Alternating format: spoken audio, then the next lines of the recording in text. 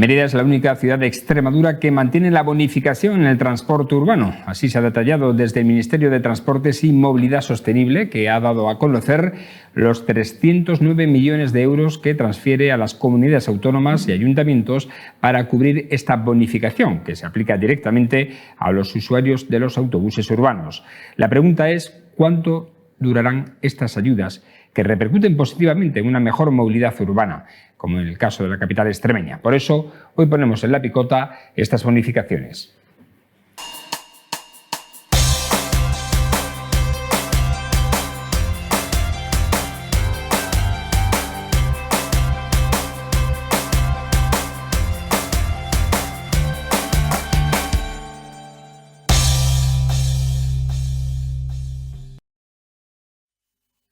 Bienvenidos a este tiempo en La Picota, en Televisión Extremeña, en este programa que intenta tomar el pulso a la actualidad de proximidad, a la actualidad en información local, para poder transmitírsela a todos ustedes y analizarlas también con nuestros picoteros. Hoy están con nosotros Pepe López de la Roca. ¿Cómo está? Buenas noches, bienvenido. ¿Qué tal? Muy bien, buenas noches. Pues un día de bochorno hemos pasado, ¿no? Sí, ya, uno más. Uno más, ¿eh? Mañana se recuperan un poquito las temperaturas y vamos a disfrutar de algo más de valores suaves, ¿no? Un poco más suaves, ¿no? Ya son propias de esta época también. Jorge Gural, ¿cómo está? Buenas noches, bienvenido. Muy ¿Qué bien, tal? Bien hallado. También pasando Bueno, estamos en verano, no os quejéis, ¿no? El verano meteorológico ya ha empezado, hace tiempo. Es verdad que hasta el día 21 no entra la estación, pero el verano meteorológico hace tiempo ya que ha comenzado. Y yo creo que este año nos podemos dar por satisfechos, porque sí, ha venido con más tardío. Con retraso, sí. Sí, sí, es cierto. Vamos a los asuntos que hoy nos trae la actualidad y que vamos a llevarles. El Ministerio de Transportes y Movilidad Sostenible ha concedido 309 millones de euros en ayudas directas a comunidades y ayuntamientos que hayan rebajado al menos un 50% el precio de los abonos y títulos multiviaje de transporte público, colectivo de su competencia en el primer semestre de 2025. Esta financiación cubrirá las rebajas del 50% aplicadas en la primera mitad del 2025, de las que se beneficiará Mérida como la única ciudad de Extremadura en aplicarlas. De la cifra concedida, 211,7 millones se destinarán a todas las comunidades autónomas, menos Canarias y Baleares, que tienen su propio mecanismo, y 97,3 millones corresponderán a los 133 consistorios, entre ellas el de la capital extremeña. De la rebaja del 50% en el título multiviaje o abono, Transportes financia el 30% y la entidad autonómica o local correspondiente asume como mínimo el 20% restante. Las ayudas se han calculado en proporción a los ingresos dejados de percibir por la venta de los abonos o títulos multiviaje o rebajados. Y bueno, la buena noticia es que nos trae precisamente este hecho, es que ha aumentado el número de viajeros, usuarios del transporte urbano, en este caso de Mérida, que es el que estamos analizando. Pero nos llama la atención que sea solamente Mérida la única ciudad de Extremadura que lo haya mantenido, Pepe. A mí también. He estado viendo los datos esta mañana y no sé si hay 100 o 100 y pico municipios de España que 133. Que van a recibir estas ayudas, y he buscado Extremadura y solo viene Mérida.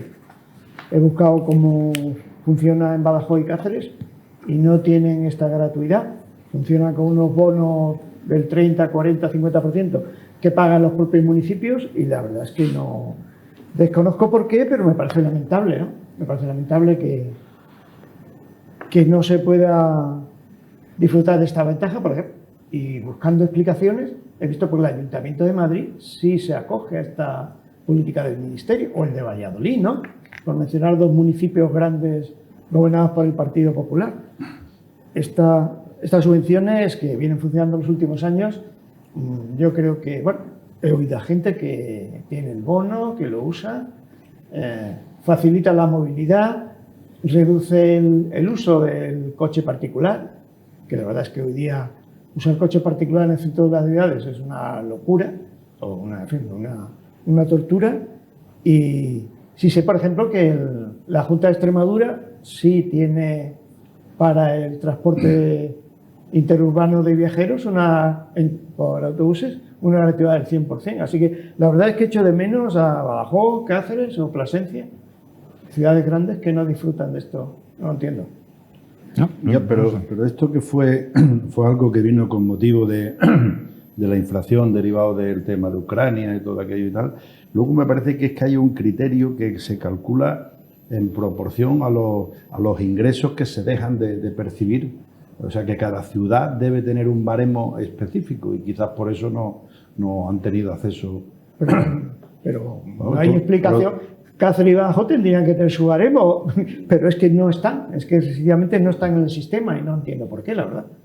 Lo siento por los ciudadanos de... Yo tampoco, porque esto parece que no, pero para la gente mayor y gente que utiliza... Bueno, es que el autobús se utiliza mucho, por ejemplo, ¿no? O sea que... Ya normalmente la gente más necesitada ya tenemos bastante gastos por otros lados, ¿no? De coste de la vida. Entonces hay gente que lo utiliza para el trabajo, lo puede utilizar para el trabajo. Indudablemente, ¿no? Y efectivamente mejora la movilidad urbana, ¿no? Y se ha incrementado un porcentaje, ahora no recuerdo el tanto por ciento, pero importante el número de usuarios que gracias a esta gratuidad del transporte... Es particularmente grande el esfuerzo porque aquí la gratuidad es total. Sí. Con este sistema del Ministerio la gratuidad sería del 50%. Es decir, el Ministerio pone el 30% y la entidad el 20%. El 20%, pero el 50% lo asumirían los viajeros. En este caso, ese otro 50% también lo asume el Ayuntamiento de Mérida, lo cual está fenomenal, vamos. De todas maneras, esto además, en una ciudad como la nuestra, donde sabemos que el tema turístico obliga a todo el problema que hay de poder llevar a una persona y desplazarla hacia el centro, pues facilita mucho también. O sea, es de los sitios, me imagino que todos los sitios con las características turísticas de Mérida también saldrán bastante beneficiados. Pero eso es solo para ciudadanos censados en Mérida, ¿eh? Ya, bueno, pero piensa que donde la gente viene es al centro, ¿no? Al comercio, e incluso a donde hay las actividades de cara al tema turístico, ¿no? O sea, que no engañemos. Que, hombre, lo de la periferia todavía es más beneficioso precisamente para el de Mérida. Hombre, te digo una cosa, tal y como está también el tema de aparcamiento en el centro de la ciudad, merece mucho la pena la utilización del transporte público, ¿no? Es una tortura. O sea, totalmente, o sea, ya estás abocado a parking o a zona azul en aquellas zonas que también se han eliminado plazas de zona azul. Es decir, están que eliminando en el centro muchas plazas de aparcamiento públicas en el centro, ¿sí? Gratis, en línea blanca, están poniendo en azul y cada vez se está desplazando el coche a un anillo periférico y se nota en los barrios más periféricos al centro la afluencia de coches todos los días estacionados. Vamos. En mi barrio lo notamos. Sí, se nota. Hay menos aparcamiento en los barrios. Bueno, pues esa es la noticia y hemos querido transmitírsela porque evidentemente es un caso único que nos ha llamado la atención a todos, como veo en esta mesa, el hecho de que sea Mérida la única ciudad que se haya acogido a esta bonificación del transporte público del Ministerio de Transportes y Movilidad Sostenible. Vamos a otro hecho informativo local, porque el Ayuntamiento ha adjudicado ya parte de las actuaciones del bloque 1 a la empresa SEMPA para renovar las instalaciones deportivas de la ciudad por un importe total de 2.266.360 euros. Ha sido detallado el delegado de Deportes, Tony Marín, que por cierto ya adelantó el pasado miércoles aquí en este programa de La Picota dónde iban destinadas estas inversiones. Una parte de ellas, de estas actuaciones, se llevarán a cabo en el Polideportivo Guadiana. 3 polideportivos más el circuito de Granejos. Cuando hablamos de complejo polideportivo no nos referimos solamente al polideportivo, sino nos referimos a la instalación en general. Estas 3 pistas de tenis se va a proceder en una de las 3, la pista número 3, la que da a la piscina. Esa concretamente se va a proceder al cambio de pavimento, se va a pasar del quick que tiene colocado a un césped artificial. Las otras 2 pistas, la 1 y la 2, no tienen un poco más de luz a lo largo del invierno, entonces esas no se produce tanta acumulación de vertido, entonces se va a proceder a la limpieza específica. Pues es una pista que el quick, si lo limpias de una manera con demasiada presión, lo puedes estropear, entonces se va a limpiar esas 2 pistas. También se va a proceder a una reforma del graderío. En cuanto al polideportivo, el Guadiana en sí, se va a proceder a unas obras de eficiencia energética, así como la iluminación y una reforma completa de los vestuarios. Y una de las cosas que se van a hacer, se va a proceder a un acuchillado de la pista, para un repintado de esa pista que se va a cambiar el color se va a cambiar de azul que tiene ahora mismo a rojo. 3 polideportivos más el circuito de Granejo. Los otros 2 espacios son el del Polideportivo La Paz y el Diocles. Que la primera actuación, la más importante, sería la reforma de la pista de atletismo, que ha presentado unas deficiencias que van a ser subsanadas a lo largo de este año. También queremos hacer una obra de mejora a final de recta de la pista de atletismo, que es donde van ubicadas las cédulas de fotoeléctricas de fotofinish cuando hay una carrera, porque la idea que tenemos de la Delegación de Deporte del Ayuntamiento de Mérida es hacer, en cuanto termine esa obra, competiciones oficiales en esa pista de atletismo, que no se ha hecho ninguna. En cuanto a la pista de atletismo, también vamos a acometer la obra prácticamente se va a hacer nueva la pista de pádel, que está entre las 3 pistas de tenis y la pista de atletismo. El complejo polideportivo La Paz es el que menos va a tener una inversión, porque ya tuvo una inversión fuerte a finales del 23. La creación de una pista de tenis absolutamente nueva, con la última tecnología que se llama Greenset. Para los que no entiendan mucho de tenis, es prácticamente todo lo que no se juega en tierra batida, ahora que acaba de ganar Alcaraz, y en hierba. Todo lo demás es Greenset, o sea, donde se juega el Open de Estados Unidos, se juega el Open de Australia, eso su superficie se llama Greenset, al igual que cumplir otra demanda que nos parece interesante, proporcionar a la ciudadanía, que es la creación de 2 pistas de pickleball. El pickleball es un deporte nuevo que se ha implementado en Estados Unidos.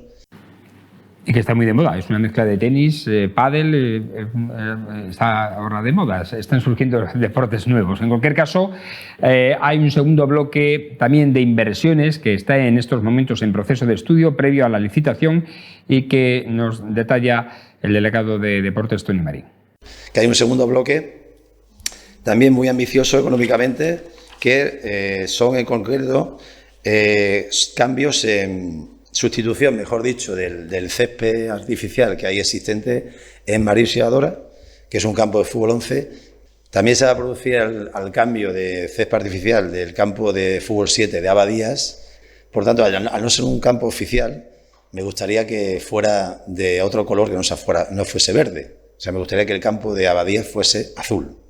También vamos a hacer un campo, que en este caso es un campo nuevo, un campo de fútbol 7 que va ubicado en las 4 pistas de tenis de La Paz, que me gustaría, al igual que el de Abadías, que fuese azul. De esta manera tenemos en la instalación 3 campos de fútbol 7 y se podría completar una demanda, como por ejemplo la Liga de Veteranos o la creación, que es un proyecto que tenemos en la Delegación de Deportes, la creación de una liga de empresas. Una liga de fútbol sala que antes era potente, la que había aquí en Mérida, ¿verdad? Se dejó de hacer. Muy potente. Recuerdo, por ejemplo, los inicios cuando el animador local no se tenía algún cargo, era el exalcalde Pedro Acedo. Pedro Acedo era organizador de una liga de fútbol sala muy potente y recuerdo perfectamente, y él era un jugador acérrimo de fútbol sala. El tema del deporte en Mérida, yo recuerdo cuando no vivía en Mérida, siempre se la veía con una cierta envidia porque siempre fue un potencial en el tema del deporte, ¿no? Entonces todo lo que sea mejora de instalaciones y conservación, y sobre todo con las exigencias que ven teniendo hoy día cualquier tipo de deporte, ¿no? Pero vamos, hay algunos concretos como el fútbol sala, que ha subido muchísimo y que tener unas instalaciones como estas es un lujo. Bueno, fútbol 7, que cuenta ya unas cuantas de pistas Mérida. De fútbol 11 ya se han venido a lo largo de los años haciendo los cambios a césped artificial. En su época tenía un equipo de baloncesto muy reconocido. Bueno, ahora ha subido también con el Don Bosco, que está ahí arriba. Tenía un legendario equipo de baloncesto también. De baloncesto, y luego sobre todo en Mérida, digamos, no sé cómo se llamaba, tenía un buen equipo de baloncesto. Parece que sí, efectivamente, son deportes que en la ciudad han venido un poquito... Sí, algunos han ido abajo, pero curiosamente han surgido ahora todos estos nuevos, y luego lo que ha subido mucho es el tema de decatlón, triatlón, todo ese tipo. Las carreras. Muchísimo. Las carreras, todo esto. Bueno, y de pádel, que hay un montón de clubes privados, de pistas privadas, de pádel. Me parece muy bien además que se arregle la pista de atletismo, porque a mí es un deporte que me gusta. Y quiero destacar que en Extremadura hemos tenido, creo que ya no está, un equipo en primera división de atletismo. La mayoría de los 3 millones de Villafranca de los Barros, eso es cierto. Villafranca de los Barros ha tenido un equipo de atletismo que competía en la primera división nacional con el Barcelona, con el Playas Castellón, o sea, y ha tenido atletas de cierto nivel que están en la selección española, ¿eh? No es Mérida, pero nos debemos enorgullecer de lo del CAPEX de Villafranca. Bueno, es verdad que Extremadura, o sea, Mérida acoge actualmente muchos campeonatos autonómicos, incluso nacionales, de ciertas disciplinas, y hay otras que no se puede hacer, como por ejemplo de gimnasia, que porque no hay un pabellón que tenga la suficiente altura para poder desarrollarla, competirla, cuando la sede de la Federación de Gimnasia está aquí, en Mérida también. Pero bueno, Bienvenida es un plan ambicioso de 2,2 millones de euros en la remodelación de las instalaciones deportivas de la ciudad de Mérida, en este primer bloque y un segundo bloque que está pendiente de licitarse y de adjudicarse una vez se tenga ya el listado completo de aquellas instalaciones, de aquellas actuaciones que se van a realizar. Le preguntamos aquí la semana pasada precisamente al delegado de Deportes Marín que qué ocurría con el tema de la piscina climatizada olímpica que se pretendía hacer en Nueva Ciudad y que, bueno, estamos hablando de una inversión muy importante por encima de 10 millones de euros y que necesitaba la cofinanciación. No sabemos si con el cambio de gobierno en la comunidad autónoma había cambiado algo o no. Nos decía que nos abandonó el proyecto, pero que siguen buscando la cofinanciación necesaria con otras administraciones para poder llevarlas a cabo. Vamos a otro asunto, porque el Club Senior Extremadura ha celebrado el 12º Foro General y Asamblea del Club este pasado fin de semana en Don Benito y Villanueva de la Serena, en el que ha advertido de la persistente brecha de crecimiento entre la comunidad y la media nacional, con un avance del PIB regional estimado en el 2,7%, lastrado a su juicio por el escaso peso del turismo internacional y la inmigración. Esta es una de las principales conclusiones que recoge un manifiesto de la entidad donde se ha analizado la coyuntura socioeconómica de la región durante 2024. Tenemos aquí precisamente, y ahora nos dará cuenta Jorge, que para eso es miembro de este club, de los dos documentos que se han abordado y que son gordos, ¿eh? Aquí hay muchísimos datos, la verdad es que es un trabajo ímprobo el que realiza el Club Senior para poder realizar, precisamente poder analizar esta coyuntura socioeconómica de Extremadura que trae algunas de las novedades más importantes que le estamos diciendo aquí. Decíamos que en esa materia, pero también tenemos otros datos, como por ejemplo que en materia industrial y energética, nos puede decir algo más Jorge. El club ha valorado la culminación del proyecto del matadero de Zafra y de la fábrica de diamantes sintéticos de Trujillo, pero dice que queda todavía muchas infraestructuras pendientes de realizar, como en el caso de infraestructuras eléctricas que permitan atraer empresas electrointensivas. También ha hablado del sector agrario, que está obteniendo unos buenos rendimientos, unos buenos resultados gracias también al incremento de la exportación. En cuanto al mercado laboral, el paro se sitúa en el 15,5%, pero sin embargo está 5 puntos por encima de la media nacional aún. También se ha aludido al ámbito social, en el que se ha destacado la alta dependencia de ayudas y las dificultades económicas de los hogares, especialmente mujeres mayores. Y en el plano sanitario y demográfico ha alertado de la continua pérdida de población a raíz de la pérdida de 50.000 habitantes en la última década. Así como... 5.000. En la última década, digo. En la última década, 50.000. Tenía Extremadura. De Extremadura. Perdón, Sí. Pensando en Mérida. No, de 50.000 en Extremadura en la última década. Estamos a un ritmo de eso, de 5.000 personas al año, efectivamente, de habitantes que estamos perdiendo en la región. Y también habla de las personas que viven solas, que son 66.000 en Extremadura, así como de los problemas de salud mental, las listas de espera y la soledad no deseada como principales problemas acuciantes y que se reflejan en este análisis. No sé si a esto hay que añadir algo más, porque la verdad es que tenemos muchísimo que comentar. Grandes proyectos de Extremadura, los que están pendientes y de los que hasta ahora solamente se han realizado plenamente 2. Sí, bueno, ahí se define perfectamente.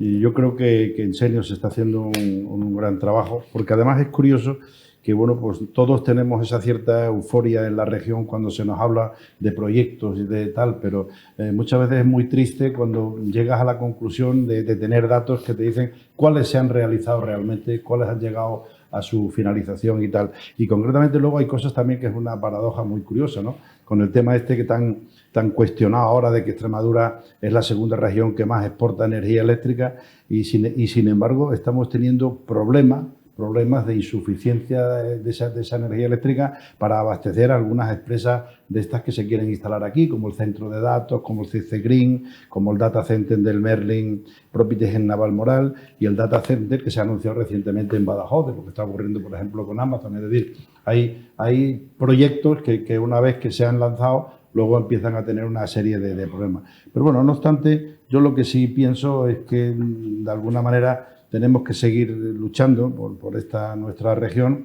y en algunos temas, pues bueno, pues lo lógico es que veamos también los proyectos que están siendo ya de verdadero éxito para poder continuar ellos, pero sobre todo lo bueno es que yo pienso que se da un toque de atención diciendo, oiga, que ahora hay estos proyectos, pero que hay que finalizarlos y hay que continuar con ellos, ¿no? Concretamente en el tema, bueno, hay varios apartados, como bien dices ahí, ¿no? En el tema de población del mercado laboral, tú has comentado algo que preocupa mucho, ¿no? Que es el tema del progresivo envejecimiento que estamos teniendo en la región, luego la pérdida de personas que estamos teniendo aquí. Luego hay cosas, por ejemplo, en el tema de transición ecológica y medio ambiente, pues mira, yo creo que ahí la Junta está tomando medidas, os acordáis siempre de aquellos problemas de las cepas, ¿no? Bueno, pues está utilizando una fórmula de modificar las cepas para poder hacer lugar de interés comunitario. Todo eso se está haciendo a raíz de los informes que se están pudiendo. En tema de política social, bueno, pues desgraciadamente ahí estamos viendo la pobreza y la exclusión social, que en nuestra región pues está como está, el envejecimiento. Hay un análisis muy concreto y yo llamaría la atención también en el tema de educación. Se está detectando la insuficiencia, ¿os acordáis nosotros que somos de esa juventud acumulada que llegó de la formación profesional, ¿no? Que hoy día yo pienso que es tan necesaria. Y luego, en el tema de transportes y comunicaciones, pues bueno, pues se llama la atención sobre cómo se encuentran los trazados que incumben tanto en la zona de Castilla-La Mancha y sobre todo en estudio ese lío que tenemos que no nos acaban de dar la atención que yo creo que merece el tema de la Vía de la Plata, del corredor de la Vía de la Plata, con lo que significa esa zona que a la larga hay datos que confirman que esa España vaciada que está casi pegando a la frontera portuguesa, bueno, pues ha sido muy perjudicada por este abandono de la estructura ferroviaria, donde además hay el caso, porque para mí me parece de una falta de sensibilidad tremenda, que han quitado las vías en algunos ayuntamientos y la han convertido en vías ecológicas y tal. Bueno, pues yo creo que eso en su momento debió pues estudiarse un poco mejor. Otro dato curioso que es agradable es ver cómo se está incrementando nuestro patrimonio, nuestra cultura y patrimonio. Estamos viendo cómo se incluyen nuevos monumentos que hasta ahora, bueno, pues prácticamente no conocíamos y se van descubiertos. En Medellín, en fin, pues todo el mundo estamos viendo un poco lo que está ocurriendo. Y luego, bueno, lo que sí se hace es un llamamiento a la cohesión regional, que bueno, para ver si ese sería un tema muy amplio, ¿no? Para ver si somos un poco más solidarios en cuanto a los problemas que tiene planteada la región, lo que hemos hablado antes un poco con Pepe, la representatividad de tantos estamentos en Extremadura, que bueno, que deberíamos defender más esta región y olvidarnos un poco de ciertos localismos y en Senior lo que se pretende es un poco hablar así globalmente de Extremadura y defender los intereses de Extremadura al margen de esos localismos y buscando esa cohesión regional. Estos datos, lo que sería interesante es que se pudieran exponer en la Asamblea de Extremadura a todos los grupos políticos, ¿no? Sí, de hecho se le facilita a todos los grupos políticos y se tiene incluso una reunión específica en la Asamblea y cada grupo que lo solicita se hace una comparecencia en la Asamblea para hablar de estos datos. Tenemos la satisfacción de que en alguna ocasión tanto el presidente Vara en su momento que lo esgrimió, como incluso ya en la época de Monago se utilizaron los datos. Es que los datos están realizados por verdaderos expertos y además con una verdadera neutralidad, ¿no? Específicamente aquí forman parte profesionales algunos de ellos que han tenido cargos en la administración regional, el caso de Antonio Rosa, que fue consejero, y se discute todo, venga de la derecha o venga de la izquierda. Yo creo y me siento muy orgulloso de cuando se me incluyó en este grupo, porque pienso que se hace un trabajo neutral y pensando en Extremadura, cosa que hace mucha falta. Bueno, a Pepe, que es un hombre que creo que debería estar ahí, él recordará mucho personas como José Julián Barriga y Ruiz de Copegui, o sea, en el mundo del periodismo, y todas estas personas aportan su... Teresiano Rodríguez Núñez. Todos aportan su granito y son gente con una... Ahora el actual presidente es Cecilio Venegas, presidente del Colegio Farmacéutico, y bueno, y hay una junta directiva formada por una cantidad de pesos pesados, tanto sin tener en cuenta ni ciudad ni provincia, sino simplemente buscando ese tema, que es esa diversidad que tenemos en Extremadura y que yo creo que hay que seguir vendiéndola bien a través de unos estudios reales y sobre todo, repito, el consejo que se hace al final de la cantidad de cosas que todavía nos quedan por hacer. La conclusión que habéis llegado sobre la imposibilidad de por qué no se afrontan estos grandes proyectos de desarrollo de Extremadura que se han venido anunciando desde hace ya algunos años para acá es precisamente eso, las trabas administrativas que hay. Es curioso porque es algo que se viene diciendo de tanto tiempo, pero que sigue estando ahí y hemos cambiado de administración y a mí me consta que hay un esfuerzo por ganar, pero hay una cantidad de trabas burocráticas que además todo esto nos lleva a esa conclusión de que se nota que se está haciendo un esfuerzo en la región. Estamos hablando de un crecimiento en torno al 2,7% inferior a la media nacional, pues, es decir, que por mucho que crezcamos todavía tenemos un menor peso dentro de lo que es el carro de la economía nacional, pero yo pienso que se está en el buen camino. Yo no sé por qué, pero efectivamente el hecho de que no haya industrias electrointensivas en la comunidad que ahora mismo más energía genera es casi, diría yo, delictivo, ¿no? Recuerdo que no hace mucho tiempo, ahora un par de años o tres, ¿no?, el gobierno aplicó una tasa especial eléctrica a una empresa en el País Vasco, recordáis, de aluminio, etcétera, electrointensiva, que utiliza muchísima energía porque se iba a otro lugar, se deslocalizaba. Y aquí, sin embargo, siendo generadores de energía, y sobre todo de energía verde, que estamos siendo los primeros o los más punteros de España en la generación de energía verde, no hay algún tipo de plan de actuación para que se facilite la llegada de esas industrias electrointensivas. Fíjate que, por hacerte un resumen de lo que es el manifiesto de conclusiones, en el capítulo de Industria y Energía es tal como tú estás comentando, y dice: estamos pendientes aún de muchas de las iniciativas anunciadas. Solamente el matadero de Zafra y la fábrica de diamantes artificiales de Trujillo han concluido. Se anuncia que la fábrica de cartonajes del grupo Christian Lay Navalmoral, la fábrica de obleas de carbono en Trujillo, van a iniciarse. Otros proyectos siguen en fase de estudio, financiación y o estrangulados por desafíos medioambientales y burocráticos. Es que es curioso porque Extremadura es la segunda región que más exporta energía eléctrica, pero las subestaciones de distribución y las redes eléctricas son claramente insuficientes para abastecer a empresas electrointensivas que tratan de instalarse en la región. Justo lo que tú acabas de comentar. En fin, hay un tema que me llama la atención, que es la demografía, que habéis dicho que la mitad de la población de Extremadura reside en 13 municipios, considerados urbanos, de más de 10.000 habitantes. La mitad está en población urbana. Otros 300.000 están en 76 poblaciones más pequeñas, poblaciones intermedias, y unos 220.000 en el resto de poblaciones, casi 300 ya que pertenecen a núcleos rurales. Esto también hay que hacérselo mirar. Pepe. Yo, en primer lugar, pues felicitar al Club Senior, que tenemos aquí ya como representante y amigo a Jordi de la Junta Directiva, y por cierto hay que felicitarlo porque también se ha metido en otro lío, ahora es vicepresidente también del corredor de Ruta de la Plata, ¿no? La Ruta de la Plata, que ahí estamos también lidiando. Felicitarles primero por el contenido del informe y segundo porque yo creo que uno de los grandes valores que tiene es que procede de la sociedad civil, como él ha dicho. Bueno, claro, informes más o menos interesados o sesgados por ideología.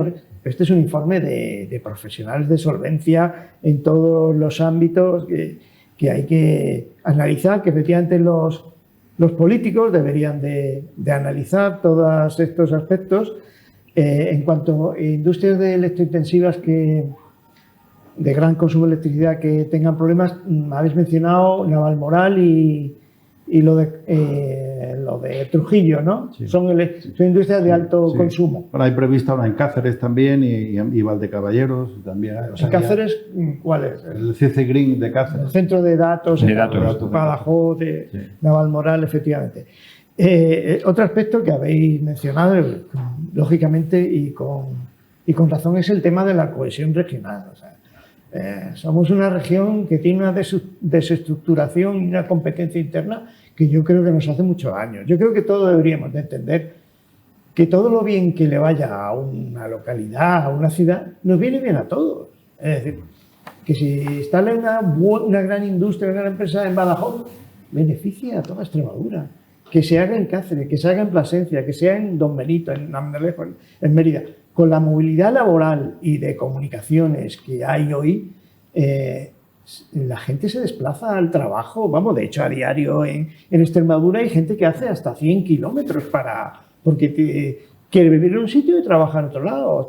Vamos a dejarnos de estas guerras estériles, porque todo lo que sume allí y sume aquí nos beneficia a todos. Perdona, pero sobre todo recalcar aquello que tenemos de positivo. Por ejemplo, ha sido agradabilísimo.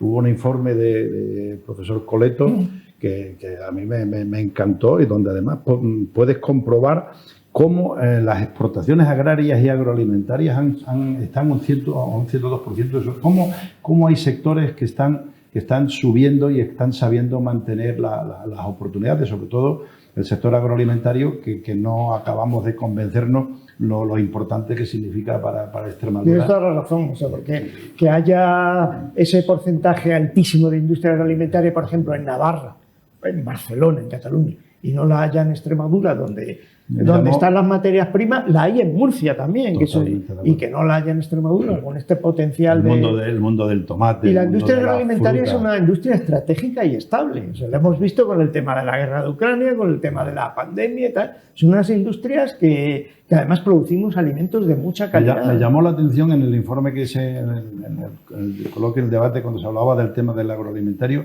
que sin embargo se está muy preocupado por el relevo generacional. Y es que es un tema que empieza a preocuparnos en la agricultura, a todos en la producción. El mundo si el mundo de la empresa te preocupa, pues tú imagínate ahora, a pesar de que también se habló de las ventajas de la automatización que últimamente está teniendo el campo y tal, pero ya aquellas empresas que de toda la vida habían estado en el mundo agroalimentario, ahora pasar la segunda generación, la tercera generación. Yo siempre que hablamos de los problemas económicos de Extremadura, la verdad es que yo siempre saco el mantra del equilibrio territorial de España, que se está desequilibrando cada vez más, ¿no? Y sin embargo, en la Constitución figura expresamente que es obligación de los poderes conseguir un desarrollo equilibrado del país. Como ha dicho Jordi, tenemos toda una zona oeste de España que está absolutamente machacada, despoblada. Orense, Zamora, Salamanca, Badajoz, Cáceres, hasta el norte de Huelva. Y la Constitución recoge expresamente que el Estado, mediante ley y con participación de las comunidades autónomas, puede planificar la actividad económica para armonizar el desarrollo regional y sectorial. Y esto no se ha hecho. No sé. Yo entiendo que las multinacionales tienen sus intereses. Cuando una multinacional suiza que fabrica trenes, Stadler, se instala en Valencia y fabrica trenes en Valencia, pues bueno, tendrá sus intereses. Cuando otra se instala en Barcelona o en Zaragoza o en Sevilla, pero es que la libertad de empresa existe, por supuesto, no le vamos a decir a una empresa dónde se tiene que instalar.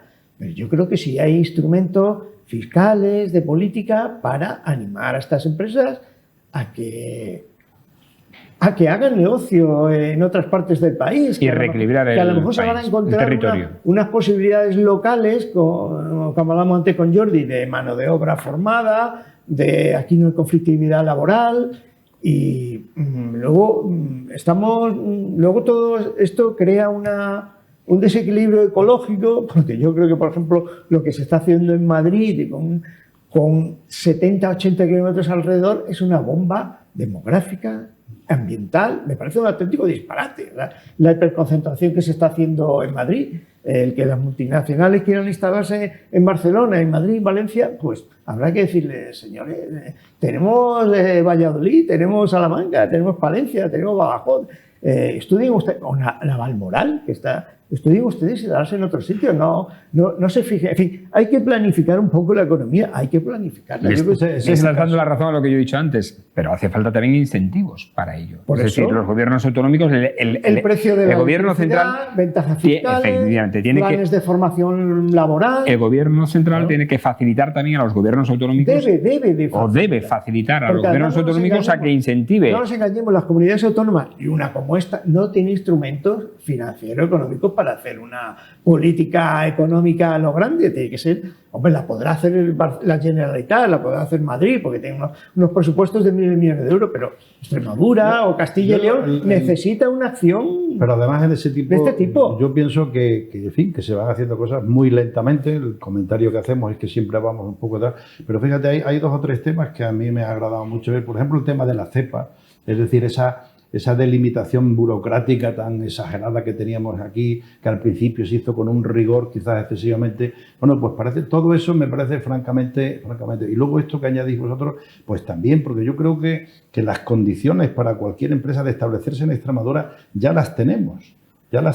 Y si lo miras bien, las comunicaciones por carretera son buenas, tenemos que decir que son magníficas. Buenas. El problema es que para el tipo de empresas y para el desarrollo de determinados sectores, como es este caso, el agroalimentario, siendo lo importante que es para Extremadura, no se puede permitir el lujo de no tener una infraestructura en el aspecto, en el tipo de tener un tren o de tener unas combinaciones mucho mejores que las que tiene hasta ahora. O sea, abandonemos un poco aquello del tren, ¿cómo se llama? El TGV este francés a 400 kilómetros o 300 kilómetros hora, ¿no? Si lo que necesitamos es una buena comunicación para sacar nuestros productos y facilitar luego el establecimiento aquí, y también con unas condiciones en cuanto al tema de la energía.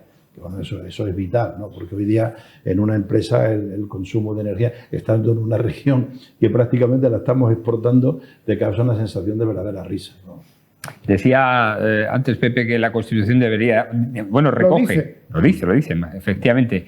Yo echo de menos un artículo que, ahora que esta semana pasada hemos estado hablando del jurista y político José María Calatrava, el emeritense, que fue uno de los padres firmantes de la Constitución de 1812, que esa Constitución del siglo XIX, en su artículo 3, decía: el objetivo del gobierno es la felicidad de la nación.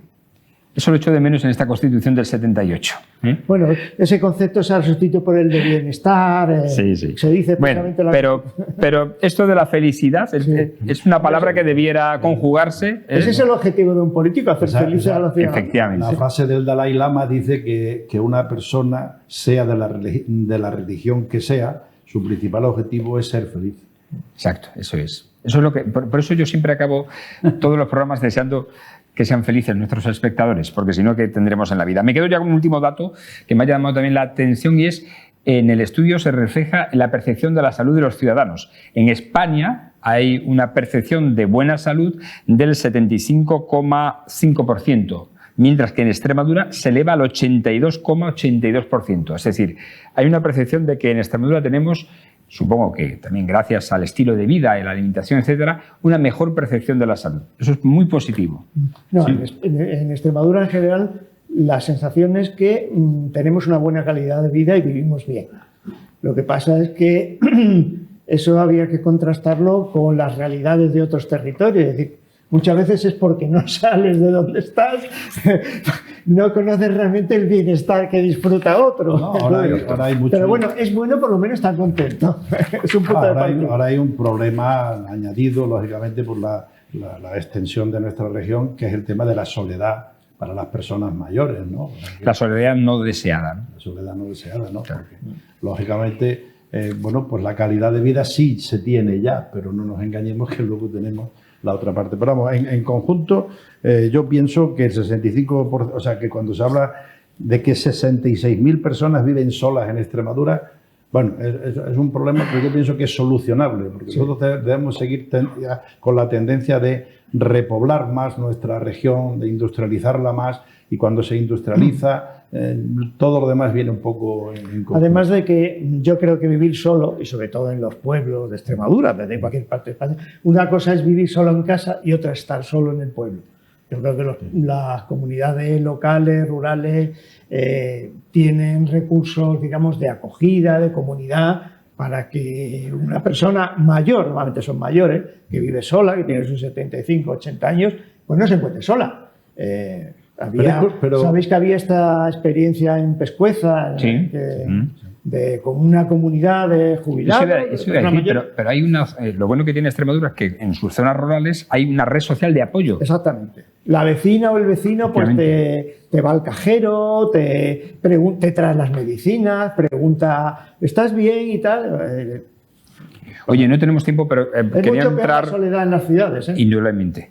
Quería entrar en este último tema, aunque sea brevemente un breve análisis de la actualidad. La actualidad nacional pasa porque el Gobierno ha cerrado filas esta semana para defender al fiscal general del Estado, Álvaro García Ortiz, tras ser procesado por el magistrado del Tribunal Supremo, Ángel Hurtado, por un presunto delito de revelación de secretos cometido contra Alberto González Amador, la pareja de la presidenta de Madrid, Isabel Díaz Ayuso. El magistrado se basa en la filtración del mail donde el empresario se ofrecía a reconocer delitos para pactar, asumiendo que García Ortiz lo filtró a la cadena SER para ganar el relato. Todo ello, dice, siguiendo indicaciones del Gobierno. Asimismo, Hurtado ha procesado a la jefa de la Fiscalía Provincial de Madrid, Pilar Rodríguez, por la misma causa. El auto de 51 páginas, menciona un artículo del Código Penal, el 417, que podría suponer penas de cárcel de hasta 4 y 5 años penas de cárcel y 4 o 5 años de inhabilitación.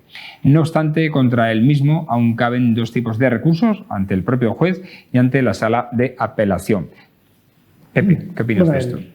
El auto del magistrado del Supremo, señor Peinado, no aporta ninguna prueba de que el fiscal general de Estado haya filtrado. Son suposiciones, elucubraciones, es más, ha habido testimonios de personas, periodistas y tal, que han dicho que ellos tenían ese correo antes de que lo diera a conocer la Fiscalía del Estado. Bueno, poco más que decir. Hay que confiar en la justicia, en las instancias. Unos jueces piensan de otra manera, en lo ideológico y lo jurídico, otros piensan de otra.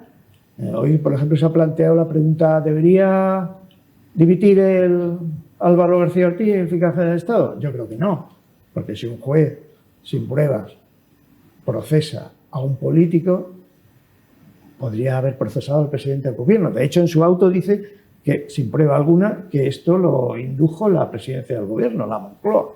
Bueno, si un juez hace eso, entonces estaríamos subvirtiendo de alguna manera la dirección política del país o de la comunidad autónoma, lo que tocara, que a lo que está sujeto es a las urnas. Esta es mi opinión, ¿no?